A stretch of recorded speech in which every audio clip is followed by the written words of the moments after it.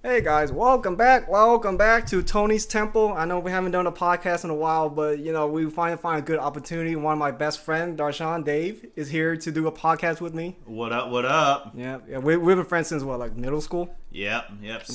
Good old sixth grade. Yeah, this guy's hella smart, so hopefully this is gonna be a good learning lesson. But before we start, I just want to let you know that today's candle is coconut milk mango, scented wax. To be honest, I think I'll overpay for this. Okay, I don't know if you know this. What the hell? Like coconut milk mango? Do you even smell it? Because I don't smell it. No, I don't smell it. Okay. I paid $20 for this coconut milk. Walmart? No, I bought it from World Market. Oh, okay. Yeah. There's I feel like their stuff is always like really diluted. Yeah, but lesson learned. If there's any advice I can give people nowadays, high quality candle actually matter compared to like lower end quality candle. Yeah. Like sometimes if you go to like a flea market, there's some folks like selling candles. Yeah. I feel like that's gonna be like a lot more high quality. Really? What? Oh, I think so because people make it themselves. Actually, one of my friends, he used to live in Charlotte. Now he moved up to Chicago. Him and his girlfriend, they just decided, hey, let's start a candle making business. Okay. They are like true entrepreneurs at heart, so they've probably done many businesses, but their most recent stint is with candles. So, oh, dang, that's pretty cool. Yeah. Candle making process is actually really interesting. If you ever get a chance to check it out on YouTube. Do you know how to make candles? Like, what's the secret? I don't know how to make candles. However, if you want to make it with some authentic stuff, it'll have some better smells to it. I think the stuff that you get from like Walmart or commercially, at big box stores, it's just mostly like super diluted because it's all mass production, right? Yeah. So, okay. I mean that's what this world is all about now. It's commercialization and mass production, and yep. Everyone's talking about for the holidays, everything's gonna be super cheap. Yeah. And they're trying to appeal to the consumers, but I mean, government's thinking like, hey, consumers might, take a step back, and not spend as much this holiday season. I'm just thinking to myself, like, when has an American consumer ever stepped back? Right. Well, that's America though. You hear stories about like what's going on in China. It's completely different. Yeah. Have you ever heard a thing called? I'm probably gonna butcher it, but I think it's called Bai Lan in China. It's like have you ever heard of this term called lying flat in China? No. It's the latest generation of Chinese people. They are refusing to work because they're starting to wake up and starting to realize that like, hey, the companies are making me work overtime, and then like it's no longer rewarding, and then like nowadays like a lot of people are trying to work as little as possible. Yeah. So it's like China's version of quiet quitting. Yeah, pretty much. Yeah, Gotcha. Exactly. Yeah. But now they upgraded to Bai Lan. I'm so sorry if I butcher it, but it's gone to the point where managers are doing the exact same thing because what's going on is in China, let's say you're running a business, right? Like let's say a candle business, right? Mm-hmm. The economy over there is so messed up that like as a manager, you have a store that's open but like no one's coming in.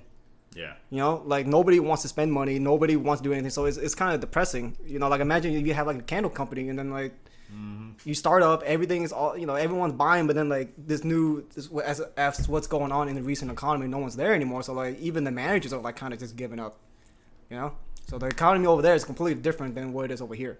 Isn't it crazy that like, I mean, we've all experienced the effects of COVID in many different ways, but like one thing is common whether you look at U.S., China, or anywhere else in the world.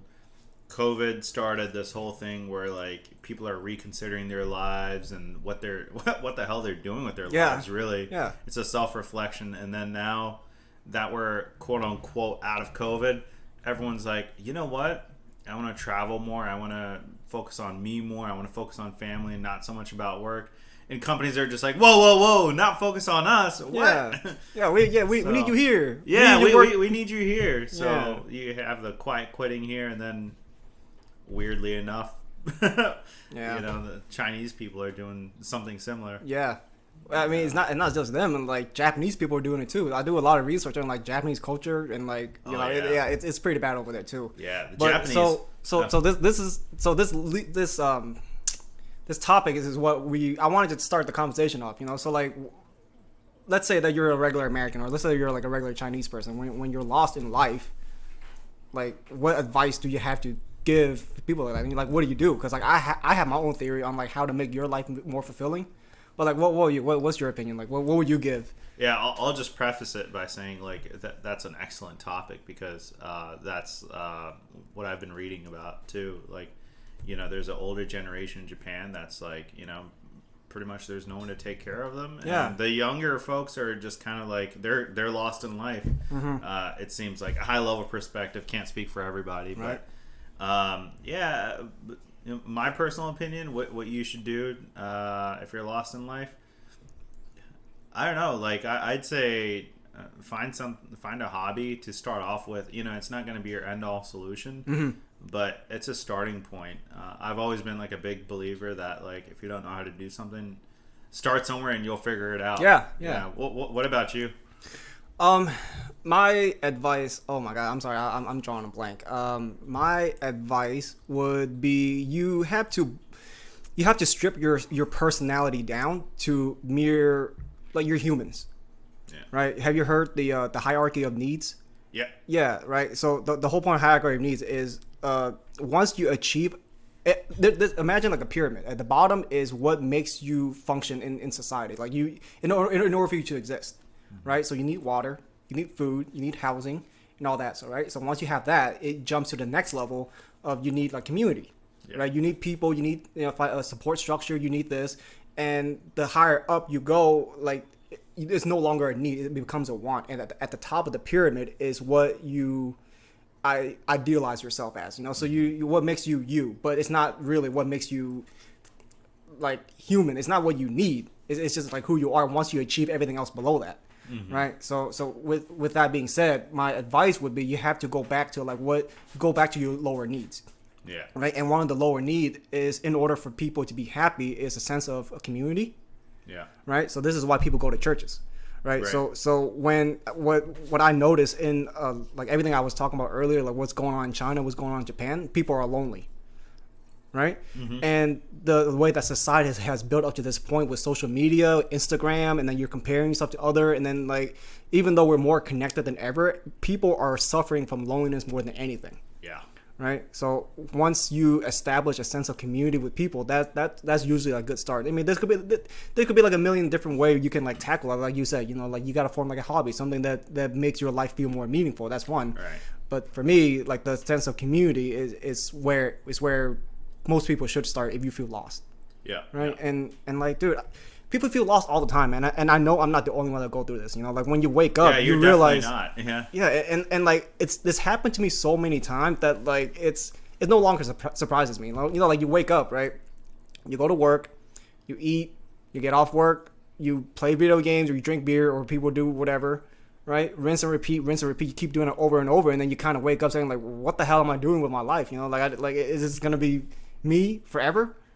But if you take a step back, that was like their hobby or their meaning of life up until that point where they realize, oh man, God, like this shit is old now. Mm-hmm. And they just realized they missed out on a lot of growth and just doing that. So growth. That's also like a good way of doing it. And to be honest, that's actually why I started this podcast. I wanted what was your inspiration? I mean, obviously you mentioned growth, but what was your inspiration? My inspiration was I am very how do I word this? I'm very passionate when it comes to like a relationship, and where I'm seeing right now, like society as a whole in a global scale is going in the wrong direction.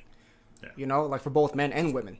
And, some people are saying, like, why do you care about relationships so much? Like, why is that all you talk about? Because, like, if I were a parent and I see generations like doing the opposite of, like, how to have a happy life, and everyone's advocating, like, all these negative things, like, do whatever you want without any consequences. I'm like, no, there are consequences to certain action. There's always consequences. Right. Like, for example, like... good and bad. Yeah. It doesn't always have to be bad. Like polygamy, for example. Like, if you're a listener and you're polygamous, that's perfectly fine. But all I'm saying is if I have children, and then, like, I would not advocate that to children. And, like, in today's society, that's what people are pushing. Yeah. You know, and like people are pushing towards like, oh, you know, sexual liberation. You can have sex with however many you want, and people will still desire you. And I'm like, no, we gotta take a step back. You know, and I see all these problems, and like I'm very passionate about a relationship, but I don't really have an outlet. You know, so like I started this whole YouTube channel, and I started a podcast. I wanted to like spread my word and like, you know, be able to invite people to share their opinion. You know, Darshan is married. You know, so he's already set. I'm married. Yeah. Sorry, ladies. Yeah, sorry, he's off the market. Yeah. Yeah, lucky bastard. Yeah. Don't worry, man. You'll follow up next. Yeah, one day.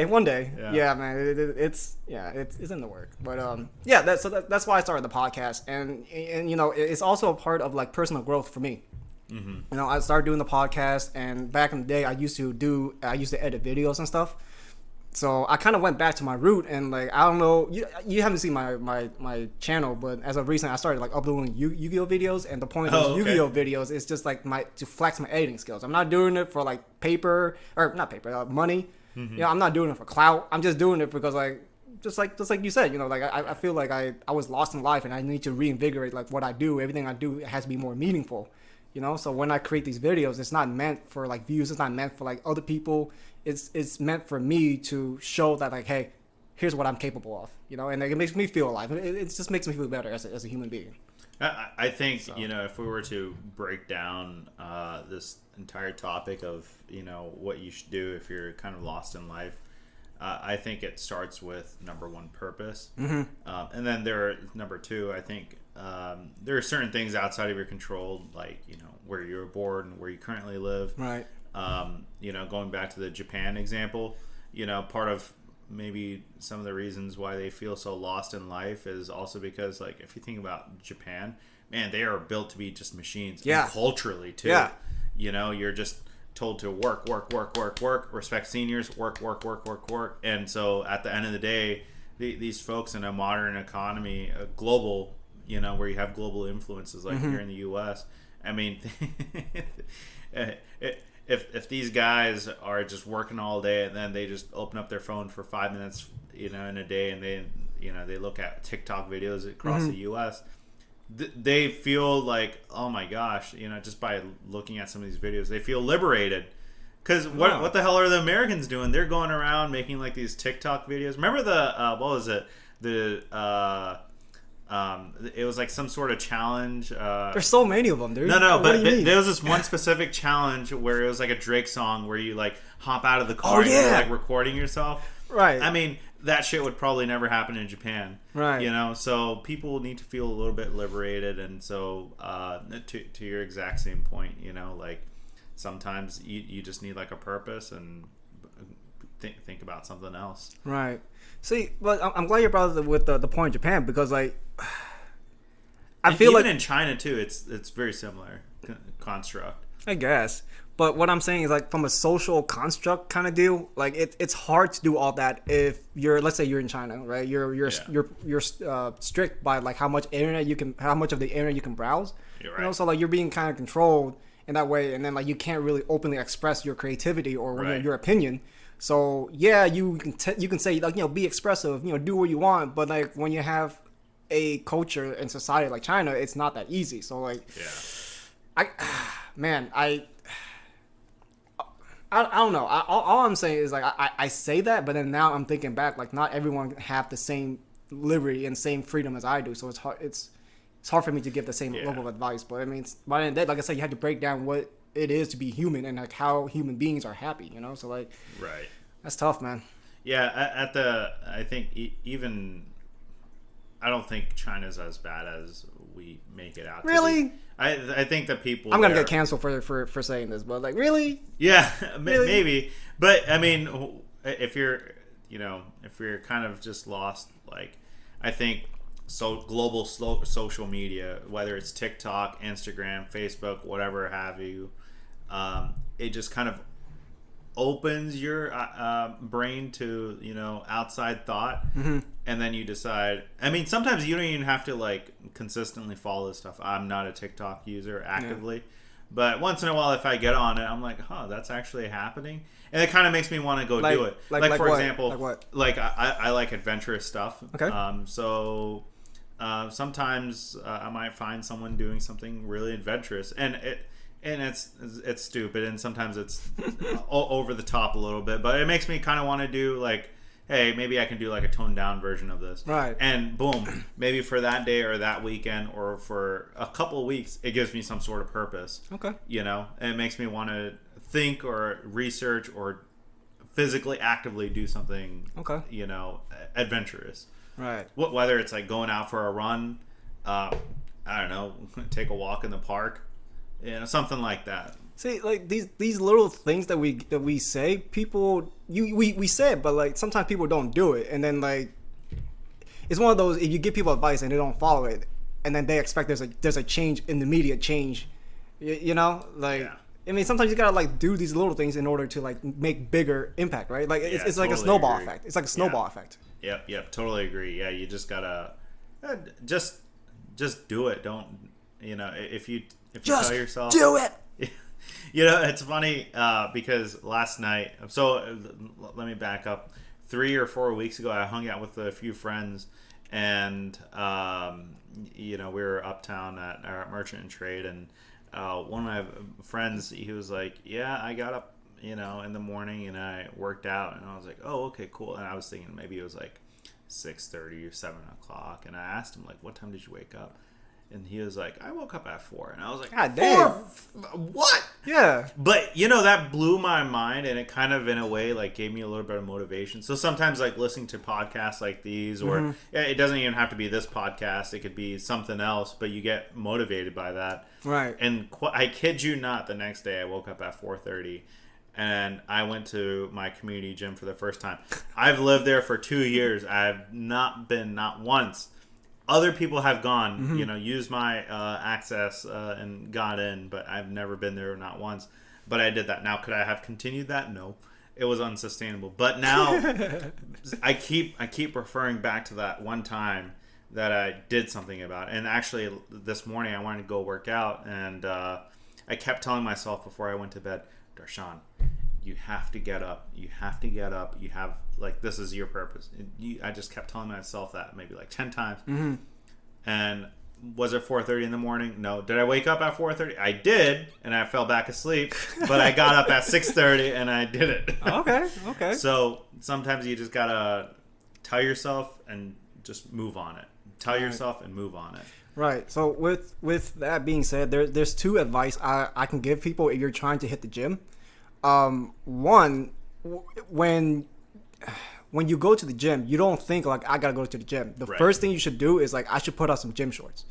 Some people are like, oh yeah, I gotta do like 100 sit-ups or 100 push-ups or whatever. Like that's overwhelming when people aren't used to that kind of like hobby, totally or not hobby, but like that daily routine. Yeah. It's overwhelming, But like if you start something simple like, hey, I just gotta put on my gym shorts, and like once you put on gym shorts, then like, and then that first initial action is gonna have a snowball effect where, all right, and I got my gym shorts on. It'd be kind of silly if I take it off, and then like, what the hell was the point of that? So if I got my gym shorts on, I just might as well go to the gym. Yeah. And like, my second advice is, for some people, you know how like these big ass dudes with like big ass muscle, and then like, how are they able to go to the gym like so often that like people like me can't? Yeah. Right. You have to ask yourself that, like, why is it easier for them, but it's so difficult for me? Right. It's like a lifestyle. Yeah. At that point, it's they do it without thinking. Yeah. In a sense, right? So you have to start these habits like little by little to the point where you don't really think about it. You just kind of like, oh, 6 o'clock, I gotta go.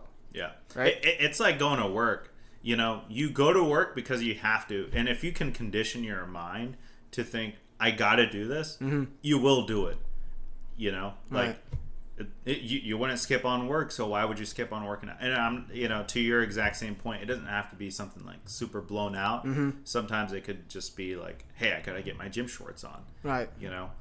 For me, the first thing that I do, or at least try to do, is I wake up and I go straight to the bathroom and I throw some water in my face. Once you throw some water in your face and into your eyes, it'll feel annoying as hell, but it's worth it. Hey, yeah, it's wakes worth you up. it. It wakes you up. It's basically like giving yourself a kick in the ass without actually kicking your ass. Right. Yeah. Yo, so I was thinking about this. Like, another way to do this is there are certain events that happen in people's life that triggers them to like to make a change in themselves. Right. For example, if you smoke pot, right, and you're looking for work, and when you finally got a job, when you get into that stage, that's when most people just kind of stop smoking or do whatever, right? Or for example, if you're unhealthy with weight and you go to the doctor and you realize that you have like liver issues, that's when people that's the trigger point where people start thinking like, okay, I really gotta start like losing weight. You know, Right. there's always like a trigger point that makes people want to go. So if it's like something passive where you just want to go without any really good reason, like you're less motivated. Yep. Right? Yeah. Right. No, I totally agree. Right. Yeah. And whatever your motivation be, whether it's telling yourself something over and over again, or you have an inflection point in your life, like you mentioned with the doctor, like, oh shit, I got to work on this. Let that be your motivation. And if you have that motivation just once, condition your brain to not let that go. Yep. You need to work, and it's kind of like a wet rag, right? Mm-hmm. You gotta keep twisting until all the It's discipline. All you can squeeze comes out. Right. So you just gotta. So, Yeah. so think about this. Think about who you want to be. You can be that person if you apply discipline. Yep. Ooh, think about that. Yeah, when I that's heard very that, true. like if I wanted to be buff, like, I mean, I'm making it sound easier than it actually is, but discipline is how you get from A to B. Yep. Right. Yeah. Totally. So like if that's who you want to be, that's what it's gonna take. Yeah. It takes discipline. Yeah. I'm so glad you mentioned that, because I mean, if you think about all those high school kids who don't really have great grades, but then they go into the military. I mean, obviously they're doing it for country, they're doing it for the honor of the country, but they come out completely as different men and women. Yeah. How?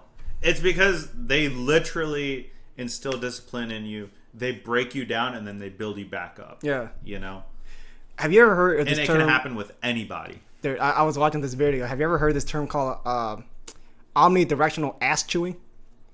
What? Say that again? Omni-directional ass chewing. No, I've never heard of that. It's when these those military officers, you've seen these videos where they just scream at somebody, Yeah. telling them all that stuff. Right. So what they do is like if you let's say you're in the military, right?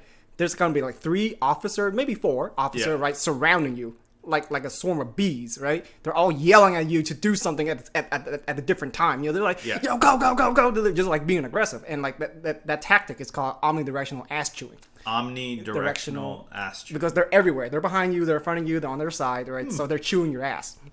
And the reason why they do that is because it's forcing a lot of stress in you, Yeah. right? And like you're supposed to like be able to differentiate between like your order and like the everything else that stresses you out. Yeah, Right. So yeah, if you have all these directions, if you have all these people yelling at you, you only have to listen to your officers. So like they're training you to like only focus on what you need to focus on. So like they don't tell you any of this stuff, So but like that's one of the tactics that they do. And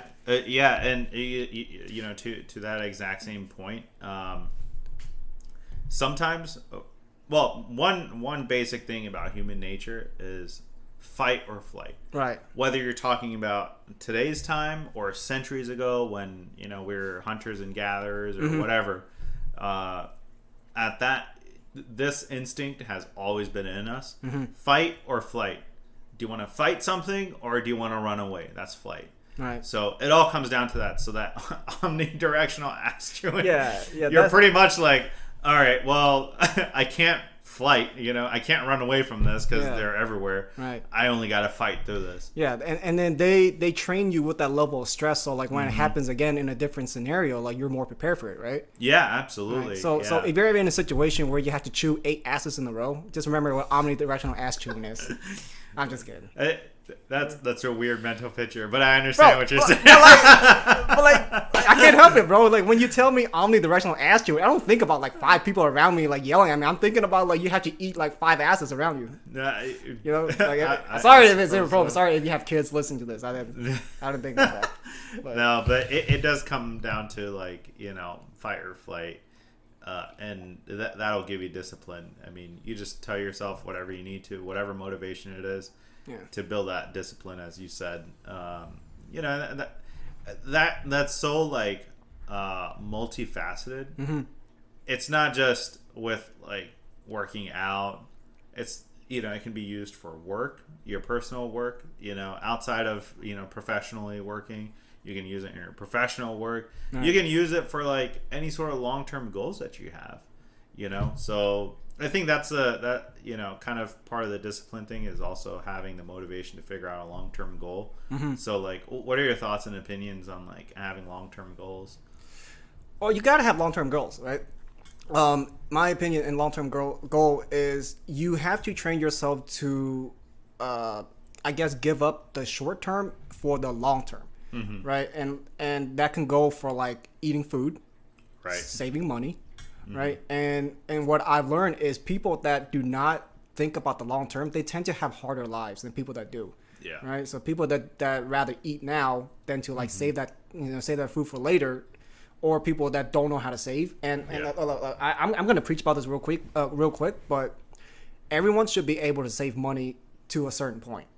Yeah. Is that fair to say? So it doesn't think matter so. what social class you at. You know, you could be rich, Yeah. you can be poor, right? And I'm not. I had this discussion with somebody, but this person was saying that there are certain people out there that lived paycheck to paycheck, and it is literally impossible to save even a dime. And I disagree with that. I disagree with that too. Yeah, that's what I'm saying. So like, Yeah, so to that same exact point, there's immigrants coming here by the hundreds every day.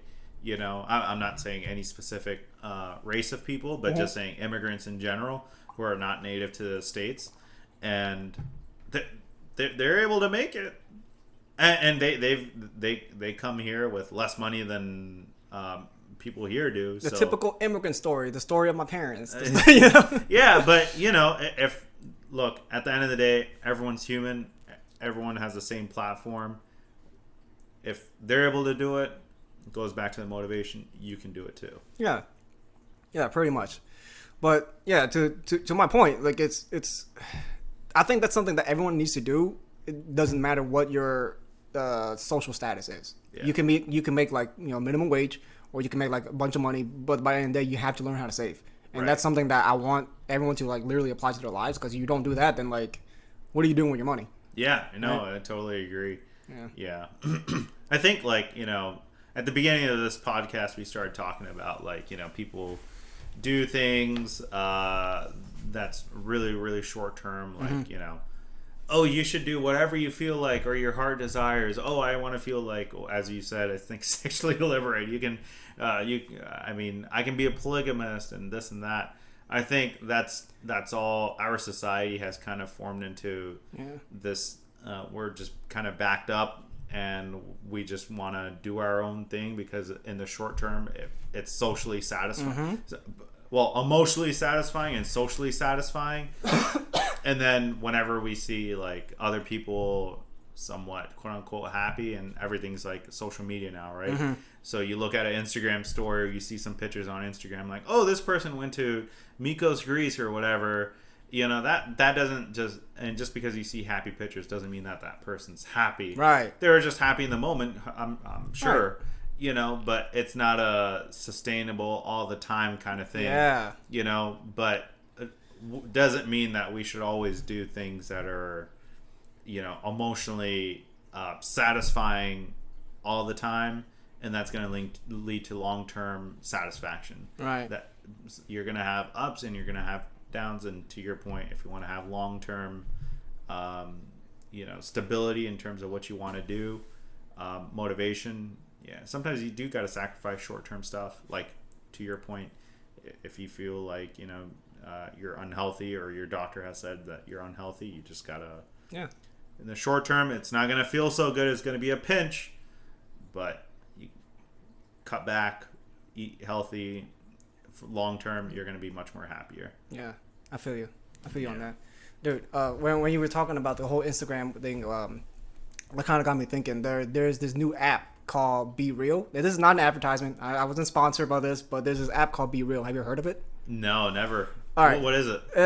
It's kind of like a social media. Okay, think of Instagram, but the exact opposite of that. Okay. Right? So Instagram has like followers, It has likes, right? So when you take pictures, you're taking pictures of your highlighted moments. Right. So when people see that, all people see is a superficial version of you, the part of you where it's the best, and people think that's you, 24/7, right? Yeah. And that's what it's geared towards, right? And it's bad because it makes people compare themselves to these people on Instagram, right? And then it causes a lot of like anxiety to people. I mean, we can go further into this, but the point is, it's not good, for Instagram. And then like when you see like low like counts, it I wouldn't say hurt, but it makes you feel like shit, I guess, and like that's kind of what Instagram does for you. But there's an app called Be Real, and the point of it is it's supposed to be boring, right? And what it does is it gives you like a notification randomly throughout the day, right? It says, hey, take a picture of what you're doing and take a selfie, right? It's meant to be boring.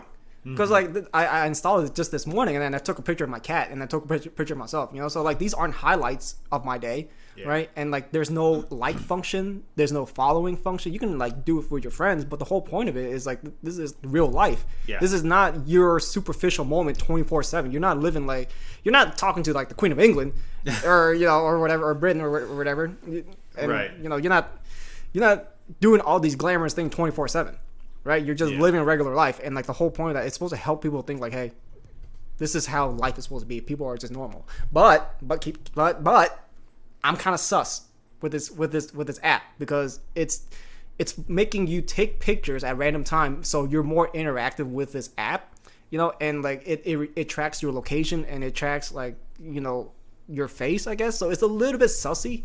So right now it's still in like the I wouldn't say beta, but it's still fairly new. It's like it's the number one app in like other country, and like I just now heard of it, and like it's now starting to hit the US. Okay. But it's a little bit sus. So I mean, I'll just lay it out there. Do what you want with it. But yeah, me and my brother and my friends are doing it right now, just to experiment, see how it is. Maybe my life isn't as entertaining as everyone think it is. But I'm me. I'm just a regular human being, just like you. I hope that's more relatable than like you seeing me and my highlights at every single moment. Yeah. So Be Real, since the fact that I hadn't heard about it until you told me, as you were talking, I just thought about it, like how amazing would it have been with the power and like the influence that Instagram yields. Like, what if Instagram was like, hey, you want to be on this app? Based on like, I don't know, number of memories or pictures or videos that you like I was about to say Snapchat, it's not Snapchat, but the number of stories that you put, equally you have to put like real stories about just like Be Real. All right. Oh, it's called Get Real. Huh? It's called Get Real. Or wait, fuck, I forgot what it's called. I think Be Real. Be Real, yeah. Okay, no, but that's what I'm saying. All right. What if they added that element to Instagram? See, that's the thing. Instagram saw that it's blowing up, so Instagram is trying to steal that idea right now. Oh, so really? Yeah, that's what I'm saying. No way. Yeah. So yeah. So Wow. it's the number one app around the world outside of the US. How's Instagram doing that? I have no fucking clue. But I'm pretty sure they're gonna have some kind of like different mode of like type of Instagram. But like they're just doing it just to milk people. It's not even an innovative idea because they're stealing it from like somebody else. Yeah, I mean, it's a company, it's a corporation. Yeah, it's corporate. Like Instagram is free to all its users, quote unquote, but they get your data. It's free. It's free for you, but you are the product for the advertisers. Right. Yeah. So I mean, I guess they have to make their money somehow, but that's up to them. Neither me or you are like the CEO of Instagram, but totally like. It'd be revolutionary if Instagram did something like that. I don't know, man. Revolutionary, I wouldn't use that because like they didn't come up with it. Yeah. No, revolutionary in terms of like, I mean, okay, forget about the product itself, but in terms of the impact on like social society. Right. Like, if I look at your Instagram story and you're in like Greece 1 week, okay, cool, good for you, happy for you. But then the next week, if Instagram forces you to just kind of post a story that's just about the normal you, it would kind of calm a lot of nerves, I think, because people realize, oh, okay, Tony's life isn't just all about traveling the whole damn world. So hold that thought. So here's the thing about the Be Real app. They send you random times of when you're supposed to take a picture of whatever it is you're doing. Mm-hmm. What people are doing is like they're let's say that the notification comes up at 5 o'clock, right? And you have a baseball game at 6 o'clock, right? So what people do is like, oh shit, I got the notification at 5 o'clock. I'm just gonna wait until I get to the baseball game and then take a picture of like the baseball game because it shows more excitement. And the thing is, this app limits to just one picture a day. You get what I'm saying? So the people are like not abusing, but like it's pointless because like the whole point is finding workarounds. Yeah, but like what's the point? Like the point of the app is to show your regular life, not like not doing exactly what you do on Instagram. If you're gonna do that, might as well get on Instagram and just like post theirs, you know? So like I'm sure the developers or company execs, they'll figure out a way around that, and they'll catch on. Yeah. But totally get it. Okay. But okay, so let's change on a lighter note. I have on my left hand I have one topic. I have on my right hand I have another topic. Which one do you want to talk about? Left hand. The left hand. All right, perfect. All right. Have you heard about the theory with Bob Ross like a couple months ago? Who's Bob Ross? You don't know who Bob Ross is? He was in your time. He's the guy with the afro. He paints shit on like CBS. The painter. On Bob CBS? Ross? Or PBS or CBS or whatever. But this guy has an afro, but the point is he paint pictures all day. Okay. He's really good at it. Yeah. And a couple years ago he passed away and it was really sad. But there's this crazy conspiracy theory saying like every location he paint, he mainly paint like scenery. Like mountains, forests, rivers, whatever. But the theory is every time he paints, he's painting a location where he murdered somebody and adds a hint right of like he's telling that to the audience. And here's the thing, he says stuff that like, oh, we're covering up a mistake. That's some of the stuff he says. We're gonna beat the living hell out of this paintbrush. He says a lot of these weird things. And there was this one time where this actually happened. Apparently, I don't know if it's true or not, but this is how the theory started. Somewhere on the news, somebody said that they found a dead body, right, in this particular location, and people review some of Bob Ross's video, and that location matches where the dead body was, and then like he was dropping a lot of like sus hints and stuff like that, and people were theorizing that like maybe he's not the murderer, maybe he knows someone that's a murderer, and he's using painting as an outlet to let people know that, I mean, so that was pretty funny. I'm taking it as a joke, but I feel like some people are taking it pretty seriously. That's an interesting theory. But definitely, I'm sure people are taking it way out of proportion what it needs to be. Right.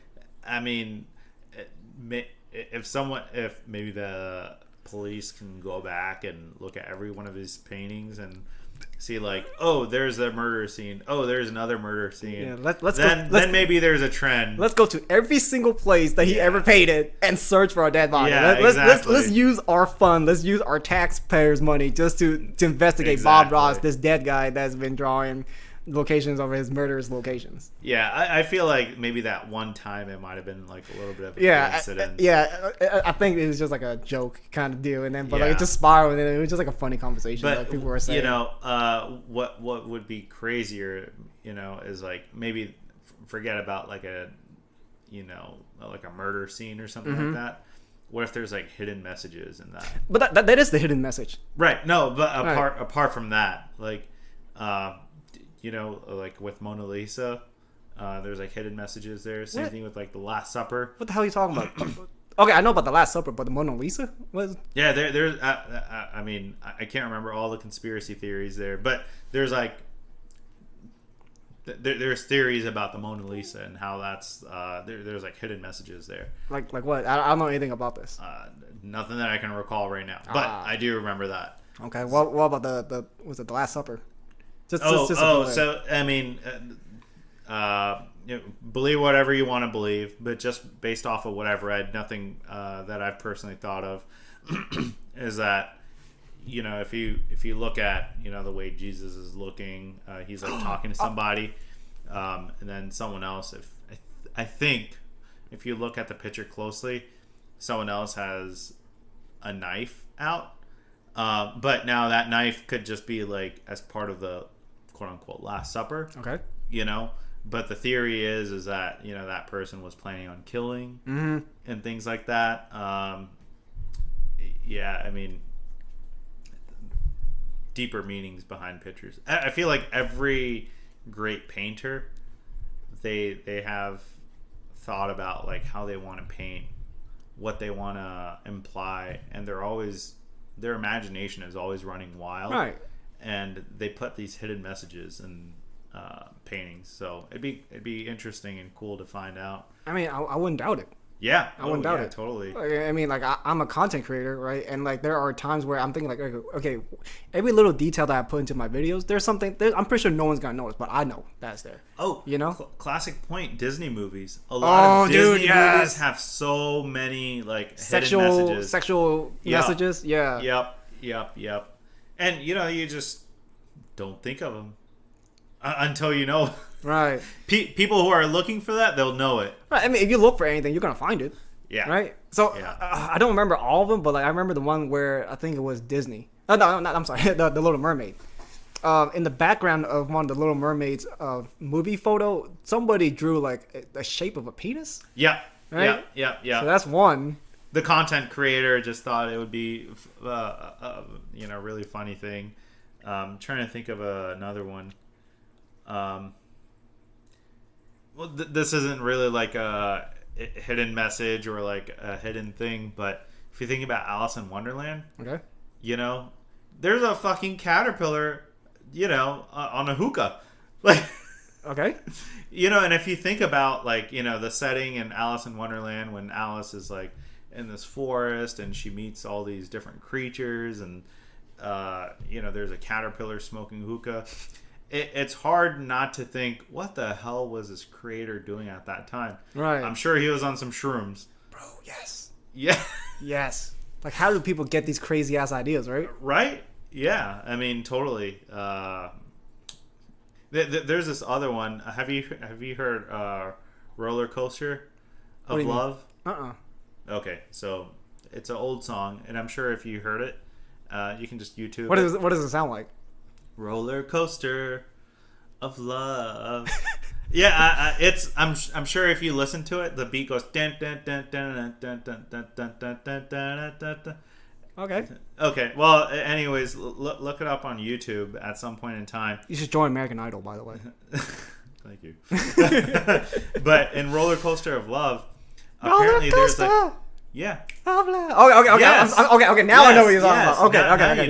Yeah. Apparently, there's like a screech in the back, Ooh. like and everyone thinks, oh, it's roller coaster. Why wouldn't there be like a screech? Apparently, the theory goes when they were producing this, there was a woman on. If you look at Roller Coaster of Love's vinyl picture, there's a woman on a. What do you call it? Like a tan bed. Okay, a tanning bed. And apparently, she was burned. That's why she was screaming. What? During the recording. What the fuck? What? I know, right? Isn't that like dark? How do you even prove something like that? I mean, how do you not? I mean, I don't know. It's a theory, at least from what I understand. But like, that's what they're saying. Like, if you listen very closely, there's Roller Coaster of Love, and then you just hear like this screech in the back. That again, this is before like auto tune and I guess all these other features kind of came out where they could buff it out. Okay. But yeah, someone was actually burned. Dang, dude, that's while dark. Producing that. That's dark, man. That's some dark shit. Yeah. Okay, yeah. So on a lighter note, so I want to hear your opinion on this. I'm gonna put you on the spot. Go for it. Is that okay? Yeah, go for it. All right. I was browsing Reddit, right, and one of the Reddit's the truth of all. No, it's the opposite of that, dude. No. Reddit has become cancer, dude. But anyways, that's not the point. The point is, there's this subreddit called "Am I the Asshole?"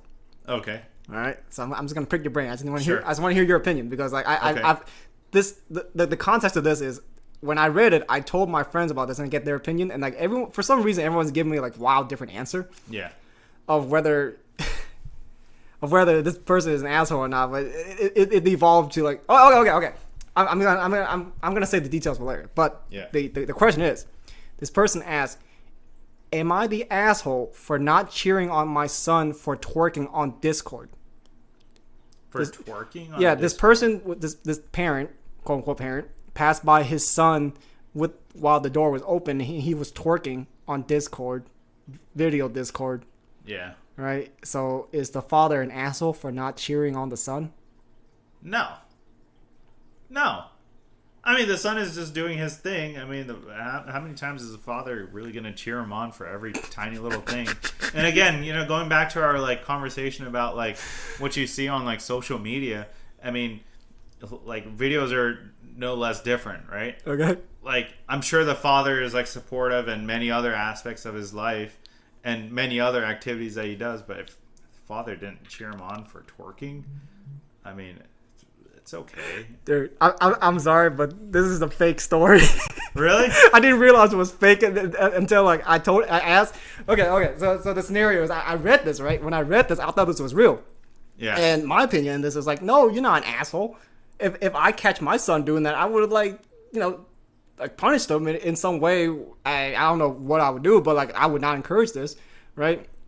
And I asked my friends, and one of them had to pause and think about this, right? And he was scared to give an answer because he was scared that he would get canceled. Because the social climate right now, you have to be able to support your son doing wherever the fuck they want.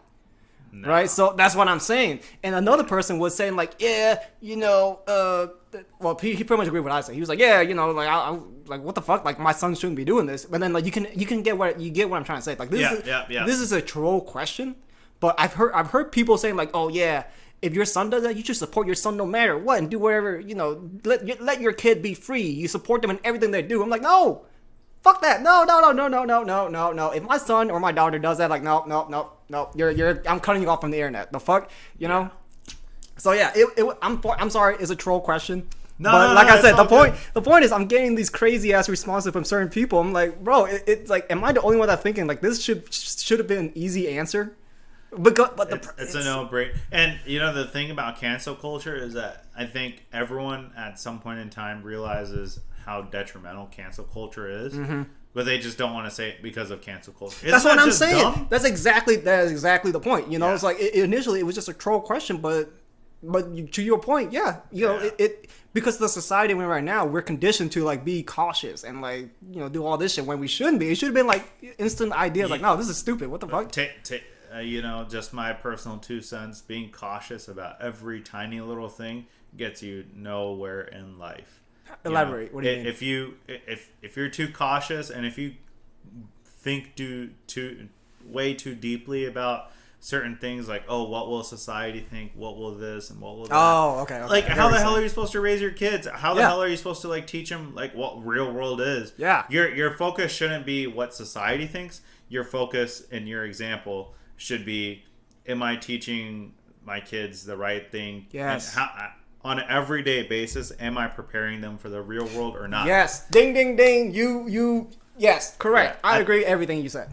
Yeah, like, why the hell would you worry about cancel culture? And if someone says, like, hey, no, that's just flat out wrong. We're on a podcast, but I guess if this person was on TV and someone was like, no, we're not going to have that, and they just, like, cancel them out, or they, like, switch it over to, like, advertisement or something, like, what the hell are you doing? That was the guy's natural reaction. You wouldn't have asked the question. You should not be, I'll put it this way, you should not be asking that question unless if you're fully prepared to listen to the answer. Okay. There can be no fucking cancel culture. And it's just probably one of the dumbest things around in today's society.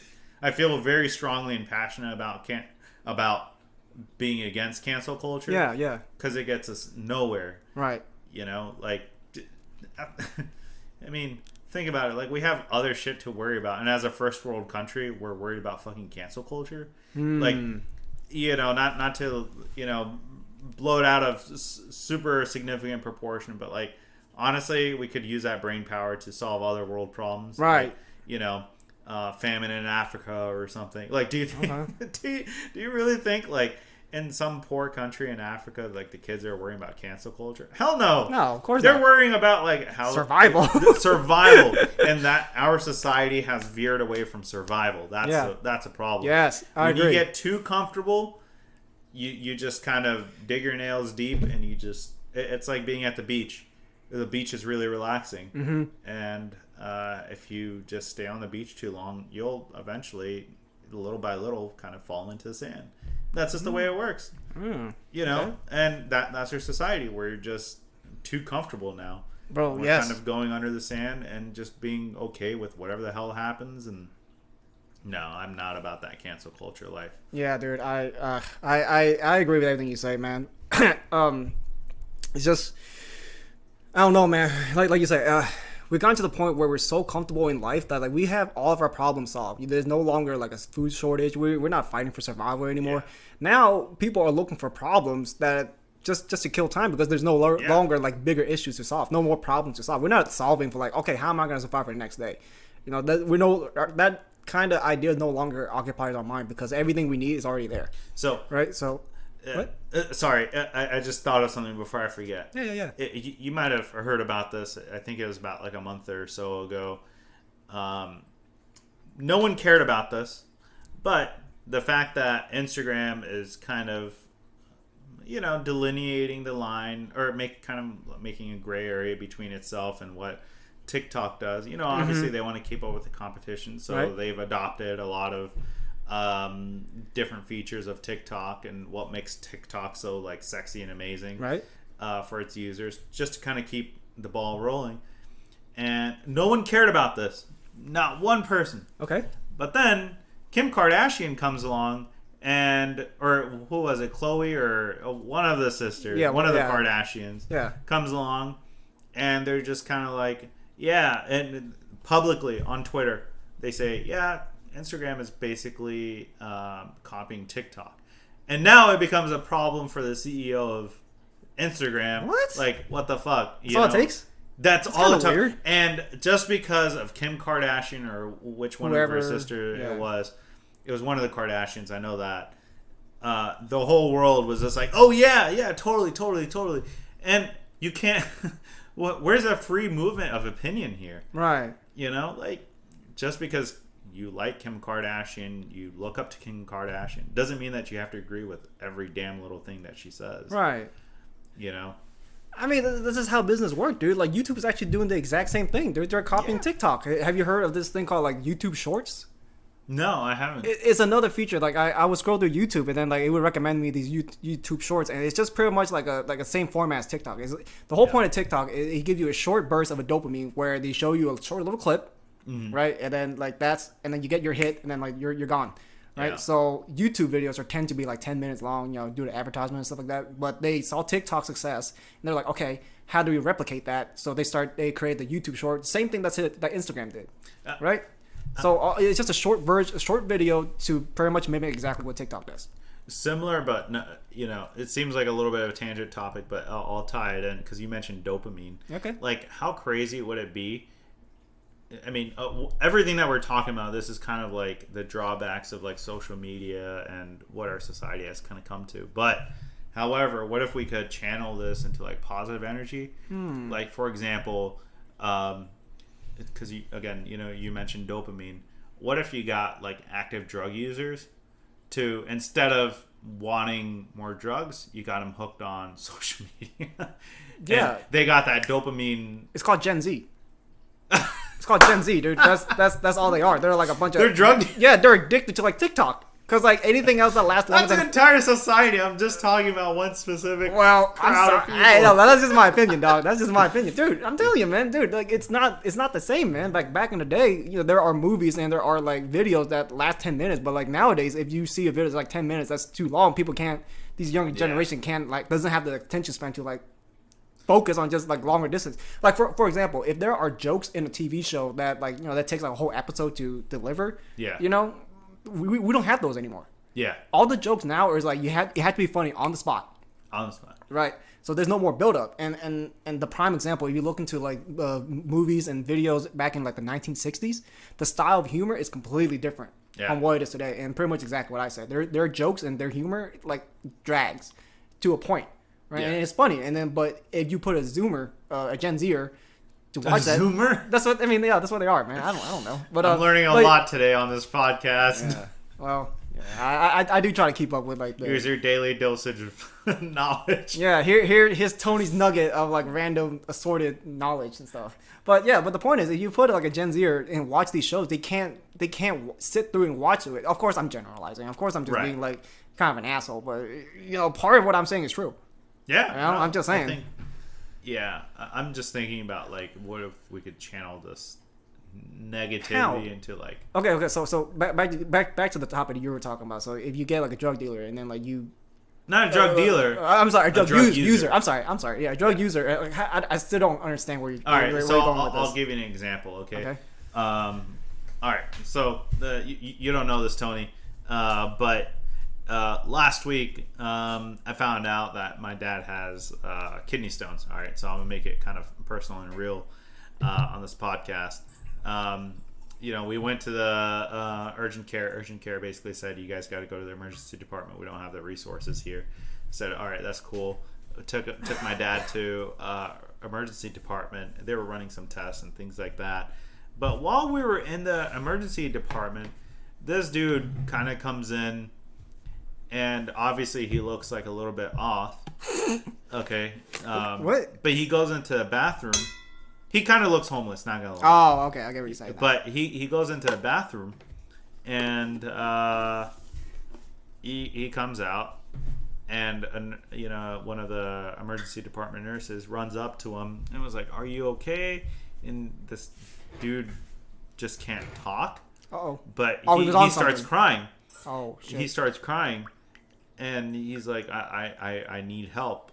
And again, it's not every day that I kind of see this, but I mean, I'm like, whoa, what is going on here? Obviously, something looked off. And she said, "Here, here's a wheelchair. Just sit here. I can't have you just running off anywhere. Right. We're gonna try to call you as soon as possible." So she sits him down, and she goes back in to help other patients. And when she's gone, he literally gets back up and goes to the bathroom again. And I'm just wondering, what is this guy doing? And while he's in the bathroom, a nurse kind of peeks out to see if he's there or not, and she asked one of the security guards just to look through his bag. I kid you not. Oh, well, I guess let me put it as a quiz question. What do you think he found in the bag? Is it wrong to say drugs? No. It's wrong? That's my assumption? It was fucking hand sanitizer. This dude has an addiction to hand sanitizer. Oh, wait, no, wait. Is addiction the right word? Or he has I think it's alcoholism kind of transformed into addiction. Well, I mean, there are certain people that are like germophobic. Like they have to like wash their hands all the time. No. So this dude was drinking hand sanitizer. He was drinking his hands? I thought he was washing his hand with hand sanitizer. No. Because he was drinking hand sanitizer. And which explains like why he couldn't talk so much. Because it probably burned his insides, but he needed the alcohol content, right. And I mean, obviously, in the state that he was probably in beforehand, no place would give him alcohol. Right. It makes sense, right? Like they can refuse to give you alcohol. So what does he go to? Especially because of the pandemic, what's readily available in abundance? Hand sanitizer. So he was going around, and they found his bag while he was in the bathroom, and so they got that hand sanitizer and they threw him out. Dang. I kid you not, dude. It was probably the worst night for all the hospital staff. Dang. Because a nurse had to literally go through, and because you're in the medical area, mm-hmm. One of the things that they do is they always have face masks on, and they always hand sanitize going in, coming out, going in, coming out. And all these nurses and doctors, they were pissed off. Dang. Because they couldn't use hand sanitizer. That's what they're used to. Right. Point being, going back to the original thing, is what if we got this guy and was like, "Hey, look, you don't got to be on hand sanitizer or anything else. Mm-hmm. Here's a phone. We're gonna hook you up to TikTok Oh or my Instagram God. or something. I thought you were gonna say something meaningful for a second. No, this is meaningful. If you think about it, if you get like a dopamine hit just by like watching some of these videos, this dude would probably never leave his chair. Okay. You would just be like, okay. I kind of get what you're saying. Yeah, and slowly but surely you can. It's easier to wean someone off of, like a social media addiction than I think drugs. Okay. Or alcoholism. So. Okay, so I do have a segue conversation with this. All right, let me ask you this, right? So let's use this example of this homeless guy that's addicted to hand sanitizers, right? Let's say that hand sanitizers it wasn't just him. Let's say there was it happened on a mass scale, right? Yeah. For some reason, like 500 people in the city is like addicted to hand sanitizers, right? For whatever reason. Do you think it is a good idea for the government, or let's say like public health administration, to give out hand sanitizers so he can do it safely? No. And I know where you're getting You at. know where I'm going with this, right? In a lot of European countries, Mm-hmm. they're European countries, they kind of have more social welfare for their people, which is cool. I'm not saying it's good or bad, but one of the things that they do is if someone is addicted to drugs via injection, right, they actually have like a little van coming around, and they give you clean needles so you don't end up reusing and you don't get infection and things like that, and you can get quote unquote high in a controlled setting. Okay. Yeah, I understand. I think it's meant with good intention. Mm-hmm. I think it's a short-term solve. Okay. Not a long-term gain. Right. Okay. So you're off by just a little bit. I think it's California, because I think California's a terrible place.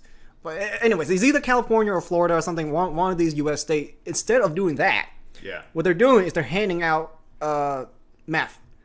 They're handing out like these hardcore drugs for people to use in a safe manner. They're not giving out clean needles.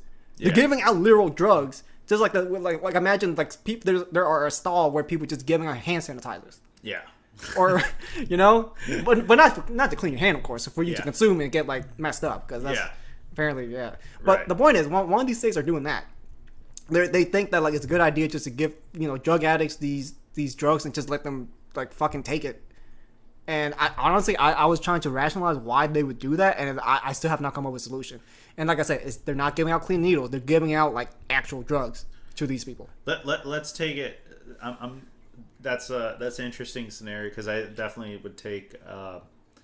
In the example that I gave, it's about clean needles. Mm-hmm. In the example you gave, it's a little bit much more like it's a worse situation where you're actually physically handing them drugs. Yeah. But I still think the core is still the same. Let's just take like a smoking addiction, for example, cigarette addiction. Okay. Tons of people have tried it and they fail because nicotine is addictive. Okay. If it's hard enough to get someone off of cigarettes, it's going to be hard to get someone off of meth. Of course. But there are ways you can kind of wean someone off of it. And I know this because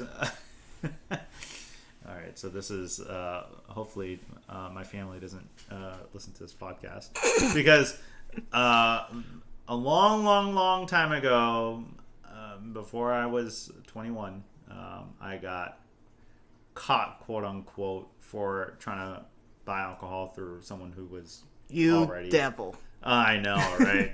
It was like the worst thing ever. I'm gonna cancel you just for saying that. That's good. I refuse. No, I'm good. But and they had me because it was kind of like a gray line, because I didn't really go into the ABC store and purchase it myself or someone else. Long story short, I had to take drug and alcohol education classes. Dang, for real? Well, which is fine. I mean, it was a waste of my time for like I think 8 weeks or something like that. 8 weeks? Yeah. I was gonna say, okay, I thought it was gonna be like 2 weeks. That would have been reasonable, but 8? Yeah, it was 8 weeks. Dang. It was hour and a half in the evenings on Tuesday nights. I still remember that. Dang. And it was on campus, which is okay, whatever. Wait. So you would have to leave school, come back. No. Wait, I lived this on happened in campus. school? It was a Oh, okay. yeah. I lived on campus, so it was a different story. Oh, okay. Wait, when you say you were 21, I thought you were still in high school, or so it was just college. Yeah, college. Okay. I'm sorry. Yeah. I got a little. Yeah, bit. no worries. Okay, I feel you. Yeah, and so my teacher, he was actually a former drug addict. Oh snap! Turned into an educator, and interestingly enough, he actually had his own, I guess, company where he would try to help people wean off of these drugs, hardcore drugs, by giving them something similar, but the body can't realize the difference between the two, so it gives them the little bit of high that they need until you can wean them off. Gotcha. So is that really how addiction works, though? Yeah, you can do that. Yeah, I mean, if you're treating someone for addiction, you can give them like a small dosage of what the body thinks is that substance. Okay. And yeah, they're gonna get like all these headaches and stuff like that, but it won't be as bad. You gotta be with them. It's all about commitment, right? Something that kind of lacks in our society, and we can talk about that a little bit later. Okay. But it's all about commitment. For me, it's also no different than a homeless person on the street begging for money. Like, you can say that you're not gonna give them any money. That's fine. That's your prerogative. Mm-hmm. But if you are gonna say, well, they're gonna use this, I'm gonna give them money, but they're just gonna go out and buy it on alcohol or booze or drugs or whatever. Okay. I would beg to differ on that. What I would say is, look, if you're gonna help somebody, you got to do the whole 9 yards. All right, it's about that commitment. Mm-hmm. Otherwise, don't give it to them at all. So, do I have the time to handhold the person and give them that money for that time being, but then kind of wean them off of homelessness? Right. No, I don't. So I don't give it to them at all. It's just because that's my personal philosophy. In the same situation where they're handing out kind of like drugs, I don't think it should just be that moment that you're helping them. Right. In a safe setting, I understand it's goodwill intent, but if you're going to be with that person, I would get everything, all the info on them, their ID, their name, address, where they and try to help them permanently, not temporarily. You've actually changed my mind on that just a little bit. I'm still sus about it actually working, but I can see where that's coming from. Cause like I don't know, man. I'll just speak about freely. I'm on the fence because like when you help people in that way, you're incentivizing them to keep doing it in a sense. There was this video that I saw on YouTube. This guy, he was talking to a homeless person, right? I think it was like New York, right? And he was interviewing the homeless guy, and then the homeless guy was saying like, yeah, what these people are trying to do, they're trying to help, quote unquote, help us by giving us like tents and giving us like, these things to help us live a homeless life. But all that does is incentivizing them to keep doing that without really like having to change. Does that kind of make sense? Yep. Yeah. So I mean, with that being said, like they're saying, okay, so instead of like, getting drugs from a drug dealer, I just go to this place and then like I keep doing what I'm doing. There's no incentive, there's nothing to incentivize me to change because what I'm doing now is a lot more convenient. I'm not gonna get in trouble. It's a lot safer, And like if there's any responsibility, maybe on the person that's like giving out these drugs, So, but with what you say, when you do that kind of program, you have to be with that person the whole way. That makes a lot of sense in my head. But at the same time, after what I saw with the homeless guy, I'm drawing correlation where you might make the problem worse than you're actually doing.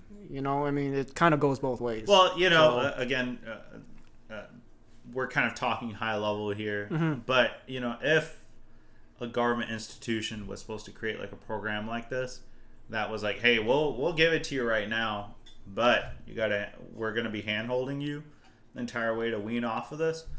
I mean, like. You got to create some details and rules around this. Like, for example, when you give it to them, you basically say, hey, we'll give it to you. However, you got to basically agree that you'll be admitted to like a facility, Right.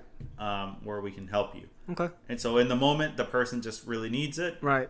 and so they So- might agree. Okay. They're still doing it on their own free will.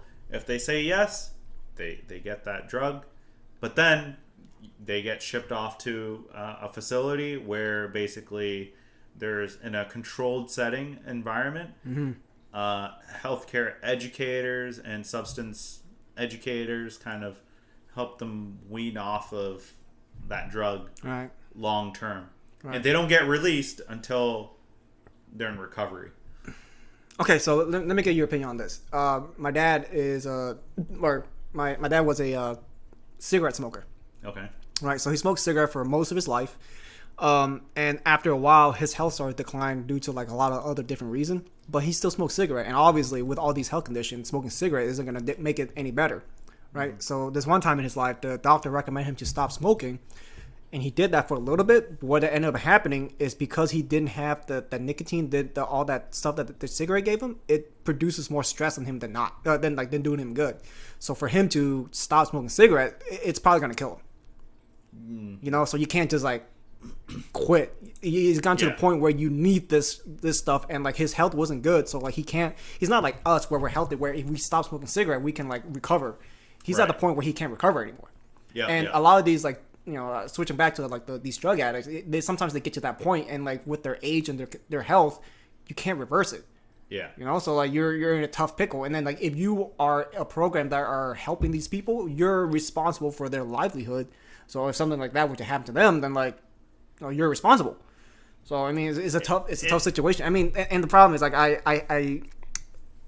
what was I gonna say? I was gonna say in my line of work, whenever there is a problem, I hate it when people focus on the problem instead of a solution. Mm-hmm. You know, and like I don't want to be a hypocrite, and I'm trying to come up with a solution, but I keep thinking of like all these problems that comes along with it, and like how do you solve it? I don't know. I'm not a health expert. I'm just giving you my opinion. But this whole problem, it's not it just happened yesterday problem. It's been around. It's been around for a long time. It's a societal issue. And right. I think as a society we've figured out, and especially, you know, Department of Health would know more than we do. Right. They already know where like the bottlenecks happen and things like that. So I think if they were to implement a program like that, they would be able to easily like they would know what problem is about to happen before it even arises. But to the point about like, you know, your father and quitting smoking and that nicotine addiction, right? Like there's again, you know, someone knows definitely more than I, but they definitely have ways to kind of take someone off if they truly want to. Right. But you got to pick the lesser of the evils, right? I guess. Right. In the case of like a drug addict, you know, they have a probably higher chance of overdosing potentially in the future. So in comparison to that, if they are weaning off, they get headaches and they have more stressful problems and things like that. In the short term, okay, but long term, there's the gain that, hey, eventually this person will be clean. Mm-hmm. You got to pick the lesser of the evils and just say, hey, it's for a good cause. Right. Let's just bring this person into the program. Right. I think that's why like nicotine patches were also kind of created. And talk about nicotine patches. If you ever want to lucid dream, you put one of those on your head before you go to sleep, and that's how you lucid dream. You're joking. I know what? You are. You're trolling. What? I'm not trolling. Yeah. I don't ever troll. Tony I'm not the troll. I don't ever troll. What are you talking? TTT, triple T, Tony the troll. All right. I'm kind of trolling. I watched a show called Russian Doll. What? Russian Doll. I actually have a poster of it in my bedroom, but like in season 2, one of the characters said that if you want to lucid dream, put a nicotine patch on your forehead or on your head before you go to sleep. And that's the thing. I don't know if that's true or not. That's the funny part. But you know, if you ever want to lucid dream, and actually, you know what? Shit, can I even say that without being canceled? Yeah, whatever. It's too late now. You've already said it. Yeah, I've already said it. Oopsie. Don't. Okay. Just to be sure, don't do that. I didn't recommend it. I just told you what the funny scene I saw on the show. That's it. All right. Sure. Yeah. But yeah. Okay, I think that's all the time we have for today, and good conversation. Yeah, you know, so definitely. a lot we talk about is this is more of a serious kind of episode, and I appreciate this, and I appreciate your opinion, and we had a couple of good laugh, and again I appreciate you coming over here sharing your opinion No and problem, all that. man. It's been fun. We're just sitting here, just two bros just hanging out. There's I got my candle, and then we have the ambiance background, and we're just drinking Two coffee. bros sitting around with a candle. What do you think's gonna happen? I'm just trolling. Yeah, okay, buddy. I know where you go with this. All right. We'll do it. Nothing's happening, folks. We'll do it after the podcast. We're not that what? exciting. What?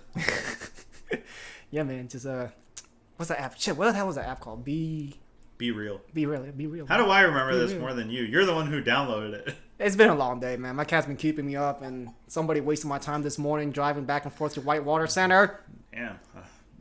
Sucks. You dick. Sucks to I'm be talking about you. you, dick. Whatever. Anyway. But yeah, with all that being said, if you listen to the whole way through, I appreciate you listening. Yeah, there's come back next time for Tony's podcast or Tony's Temple, and we got plenty more content to come. They don't come very as often as I want to, but I'm gonna try to make it more consistent, and I'm glad I got more hosts or more guests on my show, and More hoes on it. more hoes, yeah, more 304s, but.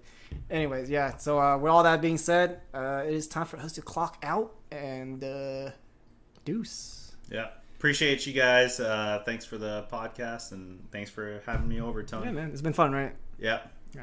Triple T. Triple T, Tony the Troll. Yeah. I'll make a poster with that for you. All right, you're more than welcome to it, man. I appreciate it. All right, guys. Appreciate y'all listening. Catch you later. Bye. Mic drop.